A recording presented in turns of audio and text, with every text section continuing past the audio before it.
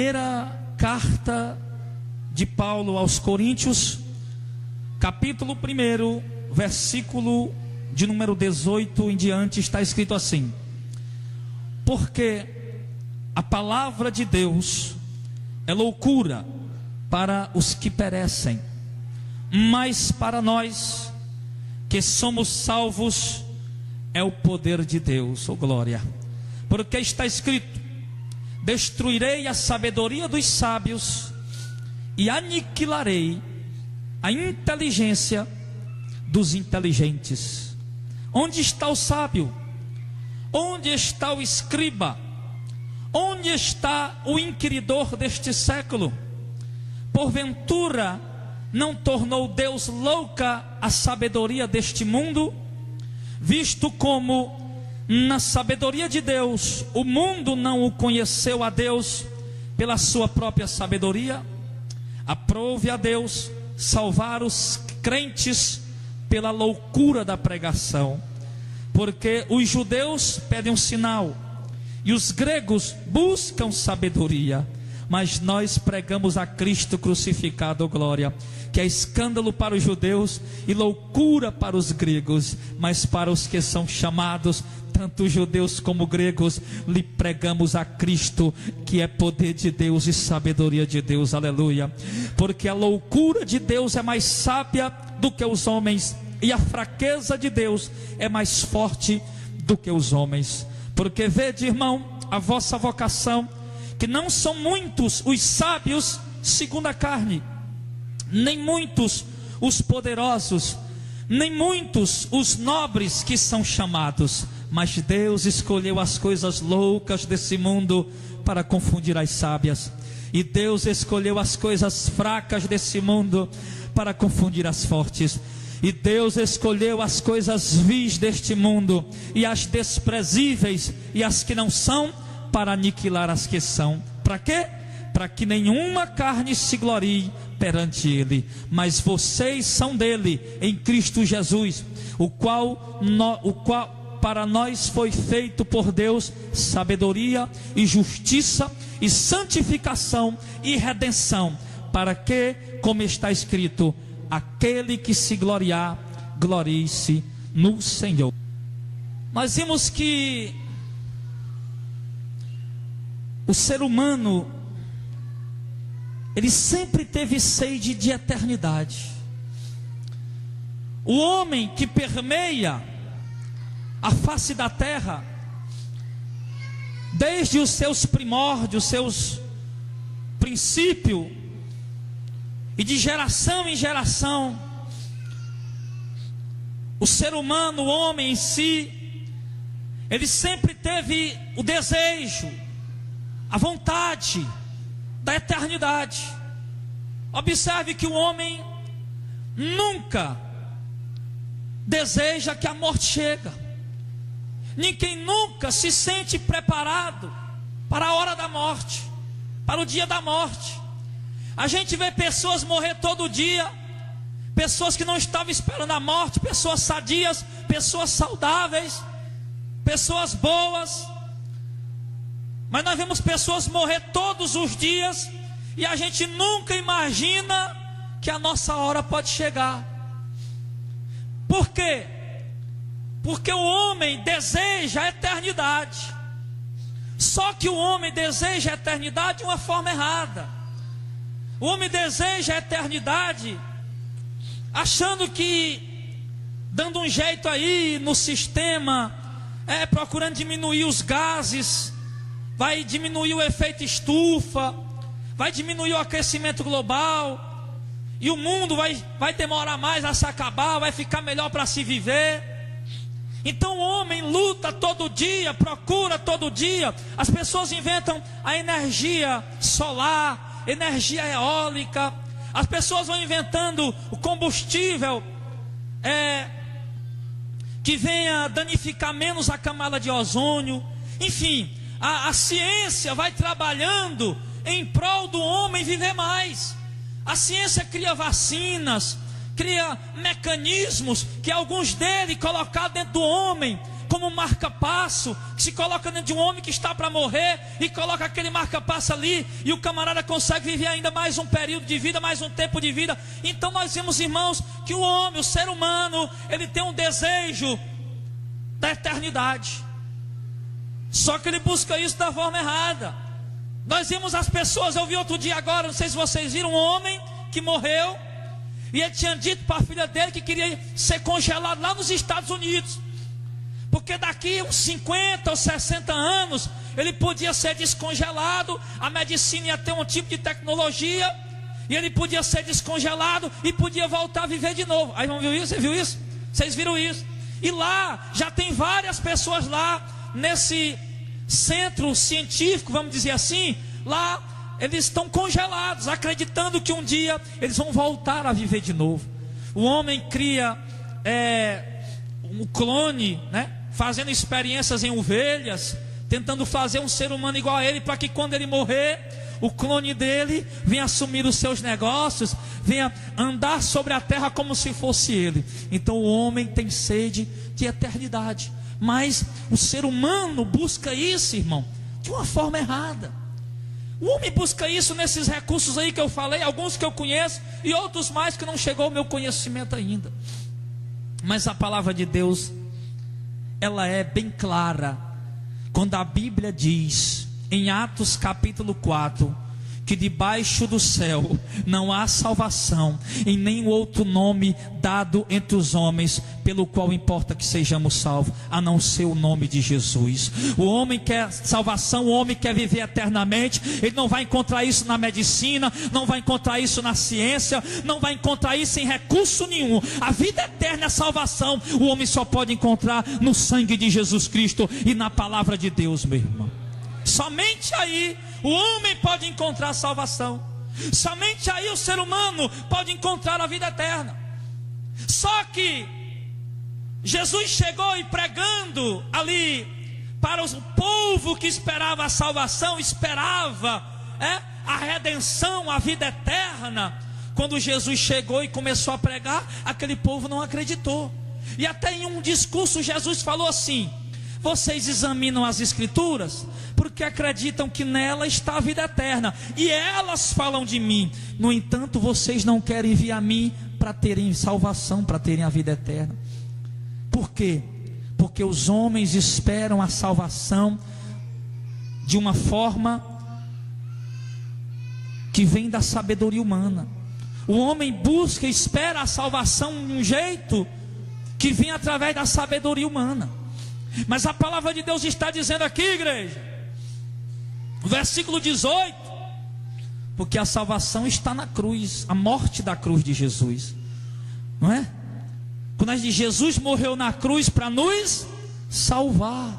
Só que ele diz assim: porque a palavra da cruz é loucura para os que se perdem, os que perecem. Então quando você vai falar para o mundo a mensagem da cruz, para o mundo é loucura, para aqueles que se perdem é loucura. O homem natural nunca vai entender que alguém pode lhe salvar através, que Jesus pode ter dado a salvação ao mundo tendo morrido na cruz. Para muitos ali ele foi um derrotado, para muitos ali Jesus foi um derrotado. Mas a palavra de Deus está dizendo o contrário. A palavra da cruz é loucura para os que perecem, para aqueles que vão para o inferno, que são condenados, mas para nós que somos salvos é o poder de Deus. Amém, igreja? Você já imaginou? Você olha para aquela cruz ensanguentada, você vê um homem chamado Jesus simples, um homem que com a coroa de espinho na cabeça, encravado com pregos nas mãos, nos pés, ali agonizando, morrendo, sendo escarnecido, sendo zombado, e alguém olhar para ali e dizer: aquele é o Salvador do mundo. Realmente, irmão, para acreditar nisso aí, só mesmo sendo louco, não é verdade? É onde a Bíblia diz: para nós os que somos salvos, é o poder de Deus, a palavra da cruz. Porque ele diz: porque está escrito, eu destruirei a sabedoria do sábio e aniquilarei a inteligência dos inteligentes. Onde está o sábio? Onde está o escriba? Onde está o inquiridor desse século? Porventura não tornou Deus louca a sabedoria deste mundo? Deus tornou louca a sabedoria desse mundo, irmão, quando Deus encravou Jesus na cruz, porque era a vontade de Deus que Jesus morresse na cruz para oferecer a salvação ao mundo. Mas Deus ofereceu a salvação ao mundo, irmão, de uma forma aparentemente maluca, de uma forma aparentemente sem sentido. Como é que a morte pode trazer a salvação? Como é que a morte pode trazer a vida eterna? Então Deus ofereceu a salvação ao mundo de graça, de uma forma contrária à sabedoria do mundo, não é isso? De uma forma contrária à inteligência dos homens. Aí Deus pergunta, e Deus zomba dos homens perguntando: onde está o sábio? Cadê o sábio? Onde está o escriba, o tradutor da lei? Onde está o inquiridor desse século, as autoridades desse século? Onde estão essas pessoas? Porventura não tornou Deus louca a sabedoria deste mundo, visto como na sabedoria de Deus o mundo não conheceu a Deus pela sua própria sabedoria? O mundo pensa ser sábio, os homens pensam ser inteligentes, os homens pensam saber alguma coisa quando criam um clone, quando congelam alguém achando que vai viver eternamente. Mas a Bíblia Sagrada está dizendo que esses homens, com a sua sabedoria, não conheceram a Deus. Olha aí, irmão, homens tão inteligentes. É inteligência ou não é, irmão? Um cara criar um clone e pegar uma célula ali e fazer um camarada do mesmo jeito do outro, é inteligência demais. Homem criar um avião, inventar um avião. Você olha um bicho desse aí voando, passando por cima, tem inteligência, irmão. Só lá pra cima, assim, bem pequenininho, voando a 10 mil quilômetros de altura. Você bota um navio que pesa toneladas e toneladas em cima das águas do mar, o bicho não afunda. Então você vê, o homem pega aqui um aparelho celular, irmão, não tem fio, não tem nada, bota aqui, ligo lá para Madalena, ligo para São Paulo, Rio de Janeiro e falo com alguém lá. Isso é muita inteligência, é ou não é, irmão? Mas a Bíblia está dizendo que este homem tão inteligente não conheceu a salvação que Deus oferece para eles. O homem tão sábio, tão inteligente, não aceita que a salvação esteja em Cristo, não aceita que a salvação esteja na cruz. O homem está fazendo todo esforço para se salvar, o homem está fazendo, usando todas as suas forças para ser livre da condenação, mas ele não vai conseguir de maneira nenhuma, porque a Bíblia mostra que o caminho é tão simples, irmão. O caminho é apenas a fé em Jesus Cristo, na palavra de Deus. O caminho é esse. O caminho é permanecer firme na fé, na palavra, até o fim. Esse é o caminho da salvação. É você ler essa Bíblia, essa palavra que traz instruções loucas, como do tipo: abra mão da sua vida, pegue uma cruz e leve ela, renuncie à sua vida, abra mão de riqueza, não deseje. É uma palavra que vem como essa, para o mundo parece loucura, mas para nós é o poder de Deus que vai nos salvar, é a direção de Deus para as nossas vidas, meus irmãos. E aí ele diz aqui, e eu acho lindo isso, né? A parte B do verso 21, ele diz assim, ó, ele vem dizendo que o homem na sabedoria, né, como na sabedoria de Deus, o mundo não conheceu a Deus pela sua própria sabedoria, mas foi da vontade de Deus salvar os que creem na loucura da pregação. Olha, irmão, é da vontade de Deus salvar os que dão crédito à loucura da mensagem da cruz. Quantos aqui acreditam na mensagem da cruz? Se você acredita, você vai viver a palavra. Se você acredita, dizer só acredita como o mundo também diz que acredita. O mundo também diz que acredita, mas as obras deles mostram que eles não acreditam. A vida deles mostra que ele não acredita. Ele pode dizer que acredita, ele pode dizer que acredita na palavra da cruz, na palavra da salvação, mas a vida dele, a vida prostituta, a vida promíscua, a vida adúltera, a vida de vícios, a vida mundana dele, mostra com as suas atitudes que eles não acreditam nessa palavra. Porque o que prova a fé de um homem não é palavra. O que prova a sua fé em Deus não é a sua palavra, eu acredito, é a sua vida.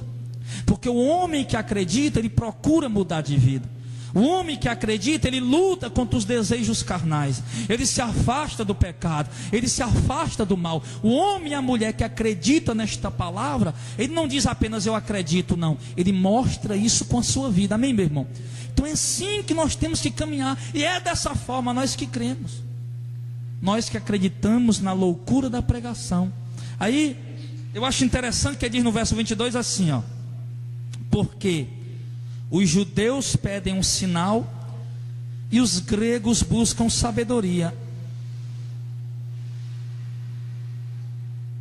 Agora entenda uma coisa: os judeus pedem um sinal, porque o judeu era um povo acostumado em ver milagre da parte de Deus. O judeu era um povo acostumado em ver milagres, ver Deus abrir o mar, aquelas histórias de Moisés, né? Os meninos já aprendiam ali que Deus tinha abrido o mar, que Deus tinha derramado 10 pragas no Egito, que Deus tinha feito muitos milagres na antiguidade. Então o judeu era um povo que gostava de ver sinais, gostava de ver milagres. E aí ele diz aqui, Paulo diz, aí por isso os judeus pedem um sinal, para saber se Jesus é realmente o Salvador do mundo. Quando Jesus estava na cruz morrendo, os judeus chegaram lá e disseram: desça da cruz e nós vamos acreditar que você é o Messias. Eles queriam ver um sinal. Eles pediram lá, Jesus um dia estava pregando e dizia: Jesus, mostre um sinal para nós aí, e nós vamos acreditar que tu é o Messias. E Jesus disse: eu não vou dar nenhum sinal a vocês. O único sinal que eu vou mostrar é o sinal de Jonas, que passou 3 dias e 3 noites no ventre da baleia, e assim eu vou passar 3 dias e 3 noites no ventre da terra. Jesus estava falando, o sinal era a morte e a ressurreição dele. Mas os judeus queriam ver um sinal. Tem gente que para acreditar em Deus tem que ver um sinal, é preciso ver alguma coisa. Eu vi um dia um sacerdote da igreja católica num programa de televisão, estava lá o Iri Cristo, né? Estava lá esse padre Quevedo, e estava lá um pastor e um monte de gente lá, né? Falando que ele era um anticristo, não sei o que, aquela coisa toda. E o padre foi e falou assim: rapaz, é o seguinte, se você fizer um milagre, eu vou acreditar que você é Jesus. Eu digo, coitado desse padre, quando o anticristo vier é o primeiro que vai cair, porque a Bíblia diz que o falso profeta vai fazer milagre, vai fazer até fogo descer do céu. Está entendendo? Então o cara quer ver um milagre para poder acreditar que ele é Jesus, irmão. Chegasse um cara na minha frente aqui, dizendo: rapaz, eu sou Jesus, e se ele fizesse aqui, meu irmão, um cego abrir os olhos, derramar fogo do céu, eu ainda não acreditava, porque a Bíblia diz que assim como um relâmpago se mostra do oriente até o ocidente, assim será a vinda do Senhor, meu irmão. Jesus não vai vir, e Jesus disse, quando te disser, ele está no interior da casa, não vá olhar, ele está no deserto, não saia para olhar, porque ele vai vir como ladrão, como um abrir e fechar de olhos. Mas o povo quer ver um sinal. E aí os judeus pediam ver um sinal, queremos ver um sinal, algo extraordinário. E os gregos pediam: não, nós queremos ver sabedoria, queremos ver uma palavra sábia, uma palavra inteligente. Por quê? Porque eles não entendiam a mensagem de Jesus, que era simples. Jesus chegava para um pecador e dizia: os teus pecados estão perdoados. Jesus chegava para o povo e dizia: dê a face direita a quem bater na tua esquerda, a quem te obrigar a andar 1 milha, vai com ele 2. A quem roubar a tua capa, entrega também a túnica. Não entre em demanda quando alguém tomar o que é teu. Eles ouviam Jesus pregar isso. Isso é sabedoria, isso é loucura, isso é doidice. E os gregos queriam: não, nós queremos ver sabedoria. Os gregos, muitos filósofos, gostavam muito de filosofia, os pais da filosofia, os gregos, gostavam muito de sabedoria, de inteligência. E ali eles jamais poderiam ver. Ele diz assim: mas nós pregamos a Cristo crucificado. Quer dizer, Jesus crucificado não é nem um milagre, Jesus crucificado não é nem uma sabedoria. Então os judeus não acreditam, não iam acreditar em Jesus crucificado, isso não é um milagre. Esse Jesus crucificado, os gregos dizem: não, isso não é sabedoria. Mas ele diz: mas nós pregamos a Cristo crucificado, que é escândalo para os judeus, é escândalo para os judeus, e loucura para os gentios, para os não judeus. Então nós vemos que ele diz assim no verso 24: mas para os que são chamados, os que são chamados por Deus para a vida eterna. Ele diz: para os que são chamados,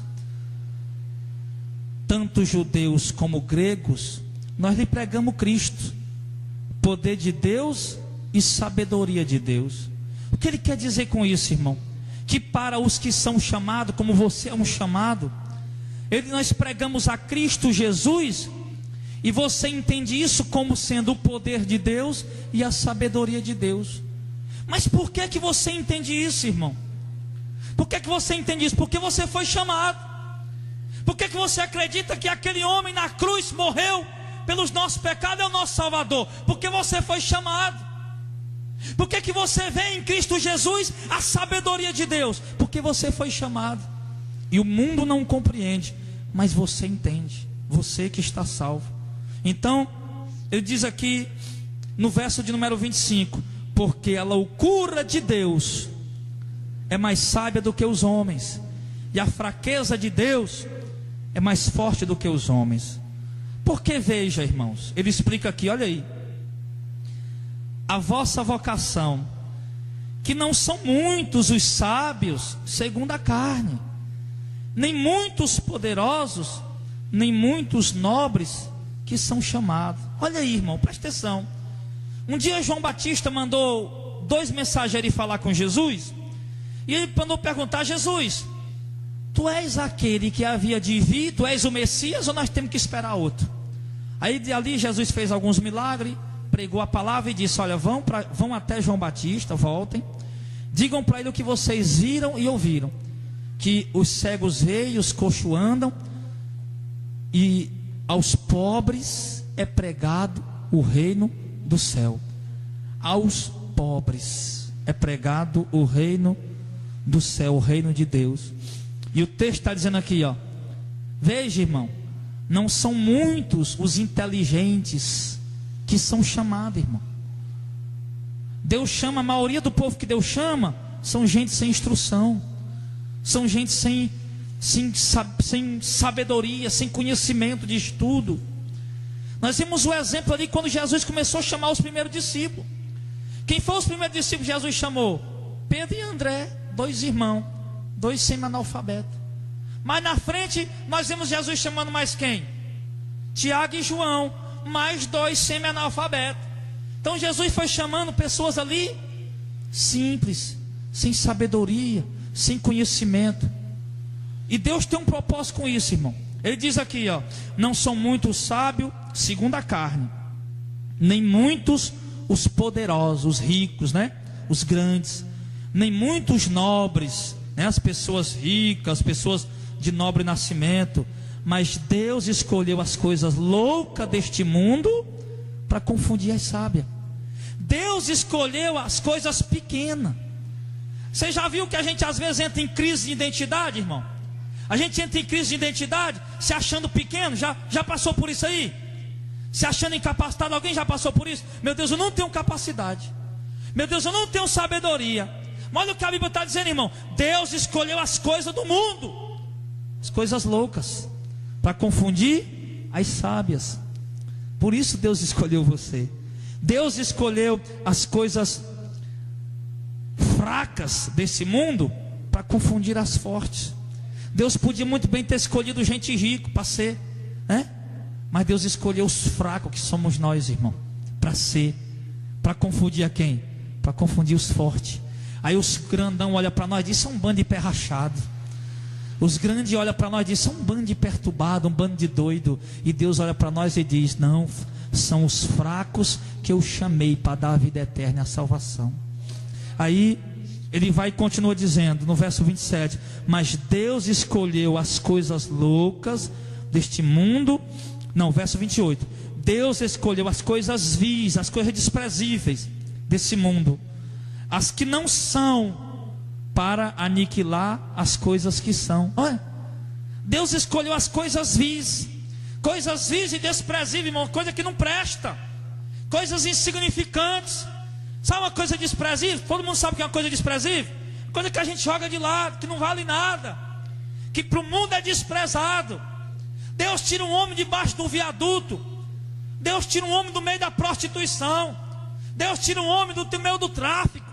Deus tira um homem do meio do vício, do meio das drogas, do meio da bebedeira. E a gente vê gente que nasceu certinho a vida toda, e é certinho, e Deus não chamou. Por quê? Deus tem um propósito com isso. Tem gente que se acha estar salvo porque é bonzinho, é certinho, né? Não, eu faço minhas rezas, minhas orações, eu tenho minha religião, eu não bebo, eu não fumo, eu não vou para a festa, eu não falo mal da vida de ninguém, eu estou salvo. Deus vai me dar o que eu mereço. Eu acho que eu estou salvo, Deus vai me dar o que eu mereço. Mas Deus não chamou as pessoas que pensam assim. Por quê, irmão? Porque no verso 28 ele diz: tem um propósito, para que nenhuma carne se glorie perante Deus, perante Ele. Você já pensou, Sidney? O ricão achando que está salvo porque é rico. Aí chega lá no dia do julgamento e Deus: você está salvo? Eu falei: eu sei, Senhor, que eu estou salvo. Eu era rico, eu estou salvo. Já pensou um irmão, uma irmãzinha todo certinho, né? Todo engomadinho, arrumadinho, direitinho, faz nada de errado, né? Aí tem lá as rezas dele, as orações dele. Aí ele diz: não, e Jesus diz: meu filho, você está salvo? Eu sei que eu estou salvo, Jesus. Eu era bom, eu era certinho, direitinho. Já pensou o homem se gloriando diante de Deus? O homem se achando que está salvo porque eu mereço? Não tire isso da sua mente, irmão. Você achar que está salvo porque você merece. A Bíblia diz que nós temos que crescer em que, irmão? Na graça. Você sabe o que é a graça? É você entender que você não passa de um pecador miserável, de um pé rachado, não passa de nada, de um desprezível, de uma coisa de nada, mas Deus te deu a salvação mesmo assim, amém? Mesmo assim. Tinha alguém aqui fazendo alguma coisa boa quando Deus chamou? Mardônio estava usando droga quando Deus chamou ele. Aí, podia muito bem Deus não ter chamado, né? Podia Deus ter chamado aquela mulherzinha lá da esquina lá, que é boazinha, né? Mas Deus chamou o doido do Mardônio que estava usando droga. Está entendendo como é que Deus trabalha? Para quê? Para que ninguém venha se gloriar diante de Deus e dizer que foi salvo porque merece. Nós caímos num erro muito grande, irmão, quando a gente pensa isso. Nós estamos falando que o homem, ele tem sede de vida eterna. O homem tem sede de viver eternamente. O homem não quer morrer. Ele inventa mil e uma coisa para ficar vivo. Ele não consegue. Não consegue. Deus preparou a vida eterna, preparou um reino eterno para nós reinar com Ele. A Bíblia diz que nós somos reis. Nós somos o que, igreja? Reis. Dá para você entender isso, irmão? Nós somos tão insignificantes que a gente nem quer aceitar. Não, Jesus, como é que eu sou rei, Jesus? Somos reis e sacerdotes, está escrito isso. Lá em Apocalipse diz, quando Jesus vai abrir, quando eles vê lá o cordeiro e diz: digno é de abrir o livro, desatar o seu selo, porque morreste e compraste para o nosso Deus gente de toda tribo, povo, nação e língua, e os constituíste reino e sacerdotes. Está escrito isso, irmão. Jesus nos comprou e nos constituiu rei e sacerdote para reinar com Ele. É muito maior do que o que você pensa, irmão. Lá em Romanos capítulo 8, a Bíblia diz assim no verso 17: se somos filhos, também somos herdeiros, herdeiros de Deus. O que quer dizer isso? Olha aí, irmão, preste atenção. O que é salvação? Que Deus deu a você de graça, você que não merece. E não deu para aqueles que acham que merece, mas para você que não merece, Deus deu. Ele está dizendo que se nós somos filhos, quem é filho aqui? Quem é filho? Para ser filho tem que receber Jesus, né? João capítulo 1: mas a todos quanto receberam, deu-lhes o poder de serem feitos filhos de Deus. Pronto. Então, se você é filho, você é herdeiro. É o que, igreja? Herdeiro. Herdeiro de quem? Está escrito em Romanos 8:17: herdeiros de Deus. Irmão, faz de conta que o homem mais rico do mundo morre e ele só tem um filho. A herança dele fica para quem? Para o filho dele, que é o herdeiro. Então o nosso Pai, nosso Deus, a herança, tudo que pertence a Ele, pertence a nós também. Amém? Isso é difícil de entender, né, irmão? É difícil de acreditar isso, né? Mas nós acreditamos por quê? Porque nós fomos chamados pela loucura da pregação. Nós fomos considerados para o mundo como doido. Já ouviu alguém dizer: eu não sei desses crentes que ficam dizendo que estão salvos, né? Então, irmão, nós somos herdeiros de Deus. E a Bíblia diz mais, lá em Romanos 8:17: co-herdeiros com Cristo. Você sabe o que é co-herdeiro agora? Vou lhe explicar o que é co-herdeiro. O homem mais rico do mundo morreu, não tinha só um filho, ele tinha dois. Os dois filhos, um é co-herdeiro do outro. Quer dizer, a herança daquele homem rico fica por dois filhos. Do tanto que é para um, é para o outro também. Você entendeu aí? Amém? Então a Bíblia diz que nós somos co-herdeiros com Cristo Jesus. Tudo que pertence a Jesus Cristo pertence a nós também. Amém, igreja? Por quê, pastor?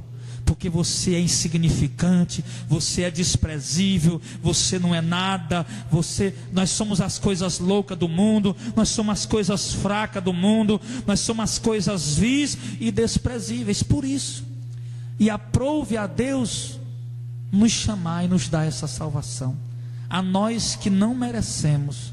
Para quê? No verso 29, para que nenhuma carne se glorie diante de Deus. Verso 31,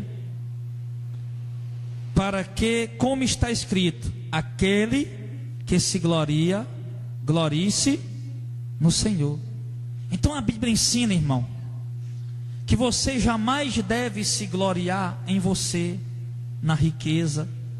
Você jamais deve se gloriar em alguma coisa que você tem, em alguma coisa que você possui.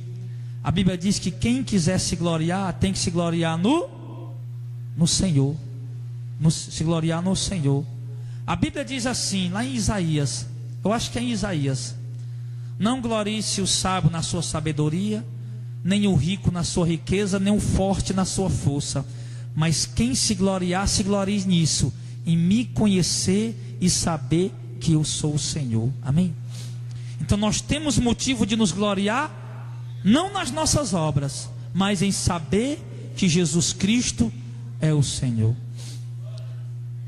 Para que, como está escrito, aquele que se gloriar, se glorie no Senhor. Então há um propósito nisso, irmão.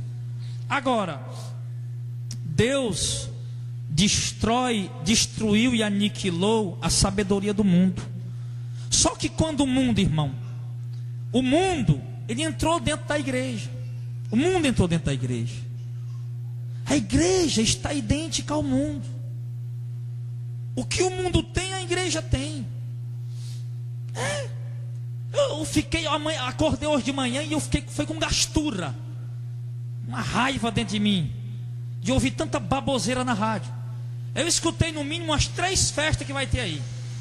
É um cantor lá na Praia do Futuro, um irmão, um crente, vai estar cantando na Praia do Futuro e vai, né?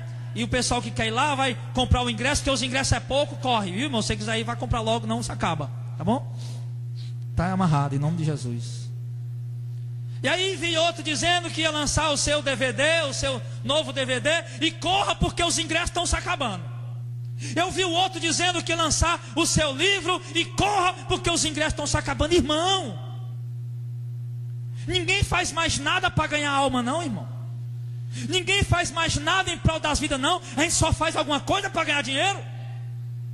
Estava lá no Norte Shopping. Eu ia pagar uma conta lá que só tinha um banco. Um era no Norte Shopping, o outro era no centro. Para mim era mais perto do Norte Shopping. Aí eu fui lá.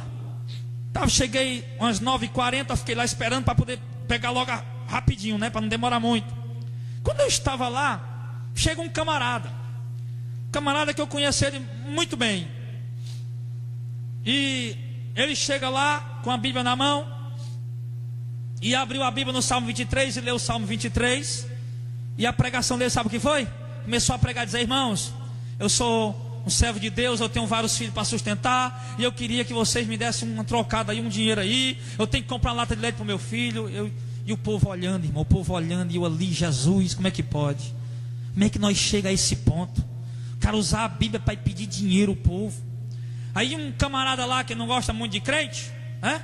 Ele falou assim: rapaz, Esses caras dão o dízimo a vida toda. O pastor como o dízimo, porque todo pastor é assim. E agora o cara precisando de lata de leite, a igreja não dá para ele. Ah, irmão, eu fiquei me coçando. E eu digo, meu amigo, nem todo pastor é desse jeito.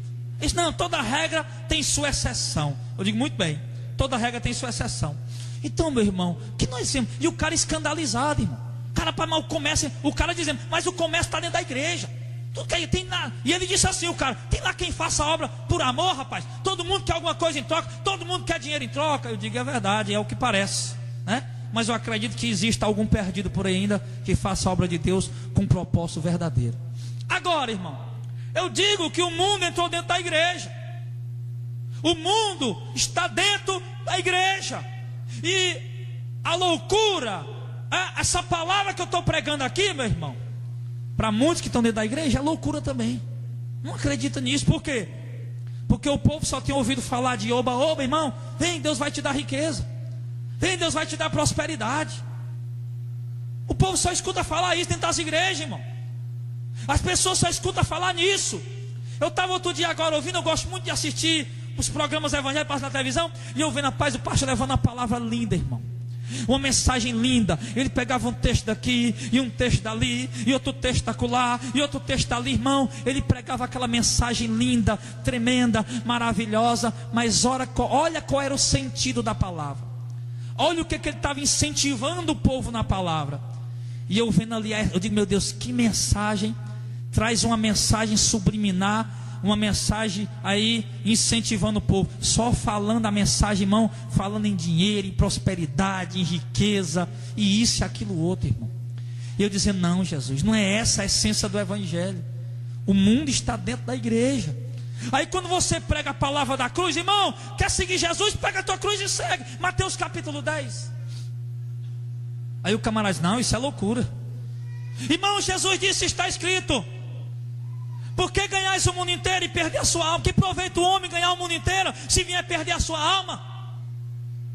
Está escrito. Se você disser, irmão, está escrito no Evangelho de Lucas, capítulo de número 12, que o homem que ajunta riqueza para si é louco. Está lá escrito. O homem juntou riqueza e Deus disse, louco, essa noite pediram a tua alma. Por quê? Porque ele juntou riqueza e esqueceu de buscar a salvação. Agora você vai pregar isso para a igreja? É louco o homem que ajunta riqueza? Jesus disse ou não disse, ou eu estou mentindo? Não ajuntais para vós tesouro na terra, onde a traça e a ferrugem corrói, mas ajuntai para vós tesouro no céu, onde nem traça e nem ferrugem corrói, porque onde estiver o teu tesouro, aí estará o teu coração. Jesus disse isso ou eu estou mentindo? Está escrito, irmão, nos evangelhos está escrito. Mas essa palavra para a igreja, entre aspas, é loucura. É loucura. O povo quer ouvir outra coisa. Então, irmão, o que é que nós concluímos? Que a igreja, essa geração que nós estamos vivendo, né? Já teve muitas gerações para trás. Hoje é a nossa geração que nós estamos vivendo. Estamos vivendo uma geração em que a igreja está enganada. A igreja está vivendo como no tempo do rei Acabe, no tempo do profeta Elias. O povo tinha deixado de adorar a Deus, o povo tinha deixado de servir a Deus para servir a Baal, o Deus da fertilidade, o Deus da prosperidade. O povo tinha deixado de servir a Deus. Aliás, olha melhor, o povo estava servindo a Deus e servindo a Baal. Aí o Deus fala com o profeta Elias manda chamar os 450 profetas de Baal, mais os 400 profetas do Porte Ídolo, manda reunir tudinho lá no vale, e manda chamar o povo. E olha o discurso de Elias para o povo, irmão, para aquela igreja caída, parecida com a igreja de hoje. Olha o discurso de Elias. Ele disse, ó pessoal, se Baal é Deus, sirvam a ele. Mas se o Senhor é Deus, sirvam a ele.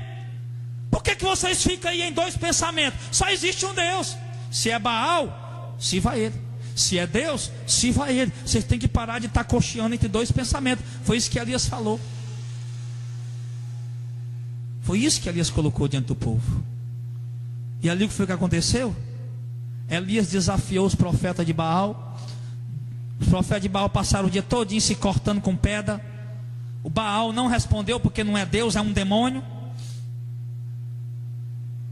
E quando Elias mandou botar o holocausto dele, matou a novilha, jogou água em cima, botou água ao redor do tanque, do altar, e fez: Senhor, mostra agora que tu é Deus.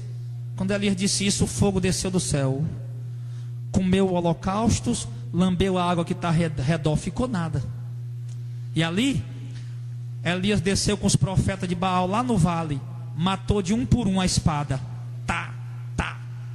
matou tudinho. E o povo se ajoelhou diante de Deus e reconheceu que Deus é Deus. Mas por quê, irmão? Porque Elias teve coragem de confrontar o rei Acabe. Elias teve coragem de confrontar os sacerdotes de Baal, os sacerdotes do Senhor que estavam servindo a Baal também. Elias teve coragem de enfrentar. Elias teve coragem de ir lá e dizer: vamos ver quem é o Deus verdadeiro. E teve coragem de enfrentar. Foi corajoso, acreditou em Deus, pregou a verdade, e Deus mostrou que Ele é Deus. Nós estamos vivendo o mesmo tempo. O povo está adorando a Deus, mas está adorando a Mamon também, o dinheiro. Por quê? Porque nós, os pregadores, ensinamos isso. O povo está servindo a Deus, mas está servindo o luxo, a ganância, a soberba, a altivez. Eu vi agora esses dias o pastor pregando um culto da prosperidade e falando: irmão, busque a Deus, irmão, seja fiel a Deus. Você tem que viver uma vida regalada. Você tem que buscar viver uma vida regalada, mas você tem que obedecer a palavra de Deus. Mas Deus vai te dar uma vida regalada. E eu me lembrando lá de Lucas 19, eu digo: Jesus amado, o rico foi para o inferno porque estava com a vida regalada. Quando o rico está no inferno lá, e pai Abraão, manda o Lázaro botar a ponta do dedo aí. Aí Abraão diz: olha, tu se lembra que lá na tua vida tu viveu na prosperidade, viveu uma vida regalada, e Lázaro só teve mal. Agora tu está no inferno e ele está repousando. E a Bíblia diz em Lucas 19, irmão: e o rico vivia esplendidamente, regaladamente. E o pastor ensinando o povo a buscar viver uma vida regalada. Não queira viver uma vida cercado de luxo não, meu irmão. Não queira isso não para você. Isso pode custar condenação para a tua vida. Pastor, isso é loucura. Pastor, isso é doidice. Pastor, é a palavra da salvação, a palavra da cruz. Quem diz isso, irmão? E ela realmente é loucura para quem se perde. É loucura para quem está perecendo, irmão. Eu não posso pegar um texto aqui para tentar te agradar, para tentar te segurar na igreja e distorcer um texto da Bíblia. Pastor, não pregue isso não, que o povo não vem mais congregar, irmão. Eu vou mentir agora para vocês. Eu vou encaminhar vocês para o inferno, e eu também vou, porque vou dar conta da minha pregação diante de Deus. Tenho que mostrar para você a verdade, meu irmão. Eu tenho que encaminhar você para o reino de Deus. Eu tenho que encaminhar você com a palavra da verdade.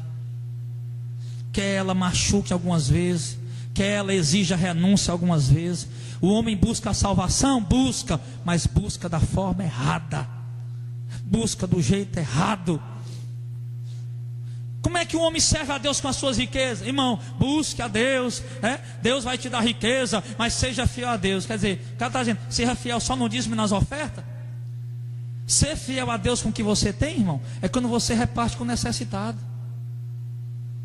É quando você reparte com os pobres, com os miseráveis. Isso é ser fiel a Deus. Não é só pegar o dízimo e eu sou fiel a Deus.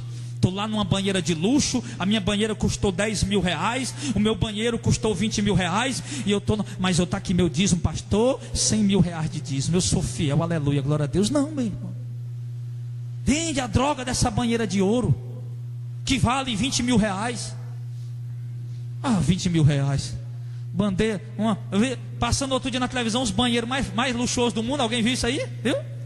Banheiro de 300 mil reais, meu filho, dá para comprar um bocado de casinha de 30 mil, 10 casas de 30 mil para dar para pobre. Vende só o banheiro da tua casa, irmão. Bota um chuveirinho de plástico lá. O cara é rico, milionário, vender só o chuveiro da casa dele, dava para comprar um bocado de casa, um bocado de miserável morar. O cara vai num leilão, compra um quadro pintado pelo fulano de tal, aí 6 milhões de reais, compra o quadro, 6 milhões de reais, pendura na parede lá, está lá o quadro, coisa, mas todo dia ele passa lá, o quadro está lá, 6 milhões de reais. Aí chegam as visitas, olha, esse quadro foi 6 milhões de reais, e, que grande coisa, irmão. Você acha que Deus quer isso para nós, irmão? Não, seja sincero, irmão.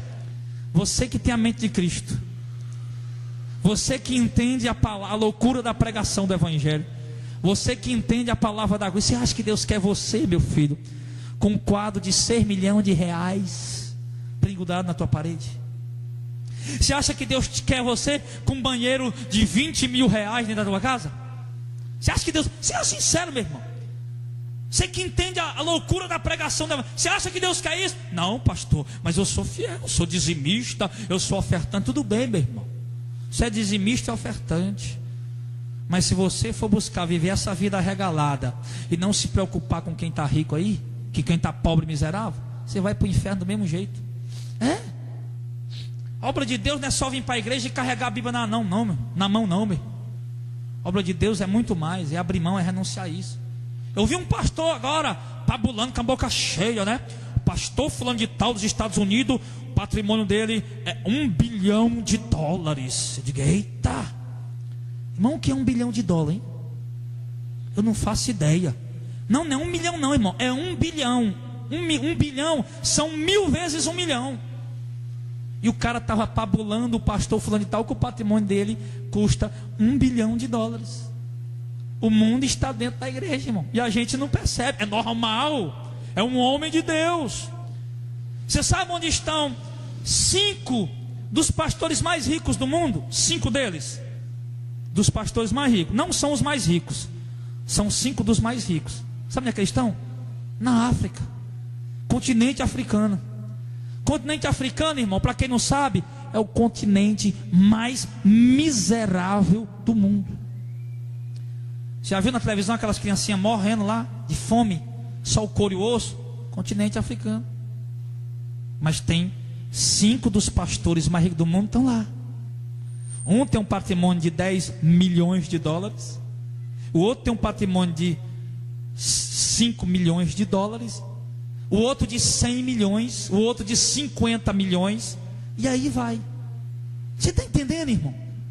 Como será que não dói na consciência de um homem desse, quando ele passa naquelas ruas e vê aquele povo miserável? O cara foi lá assistir um culto dele, o pastor passou quase meia hora só falando das Ferrari, dos Porsche, dos carros importados que ele tem na garagem, e os irmãos lá morrendo de fome, com a panela vazia. É isso, irmão. O mundo entrou dentro da igreja. Os nossos louvores hoje, você já percebeu? Inclusive até um louvor que o Sidney cantou aqui hoje, canta para o homem. E nós estamos tentando mudar isso nesse ministério. Nós estamos tentando tirar isso. Louvor que é cantado para o homem. Louvor não é mensagem para o homem não, irmão. Louvor é uma adoração a Deus. O louvor pode até trazer uma mensagem para você, mas uma mensagem de adoração a Deus, não uma mensagem para bajular o teu ego.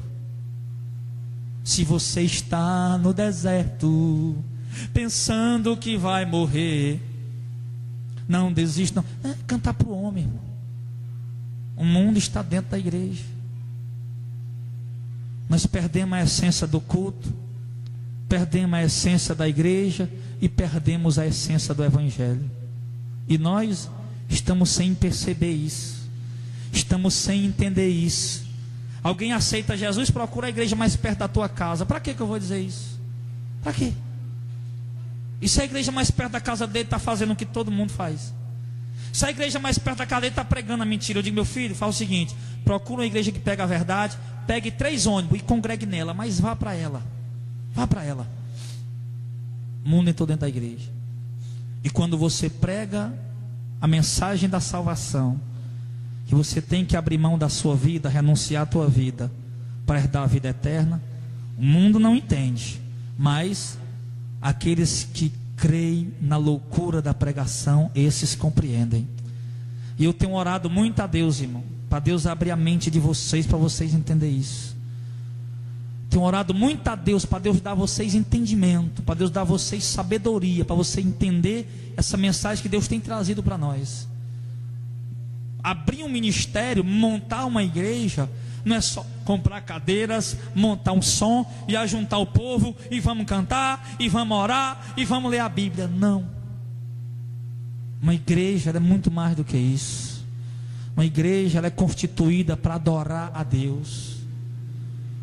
Uma igreja ela é constituída para se aprender a sã doutrina, para o povo ouvir a mensagem mais absurda que pareça, por mais sem sentido que pareça, mas para as ovelhas de Jesus Cristo, para o povo que vai ser salvo, para você que entende isso, meu irmão. Isso não é loucura, isso é o poder de Deus. Isso é o poder de Deus. Então eu quero, irmão, que você entenda isso, e eu quero que você procure viver isso.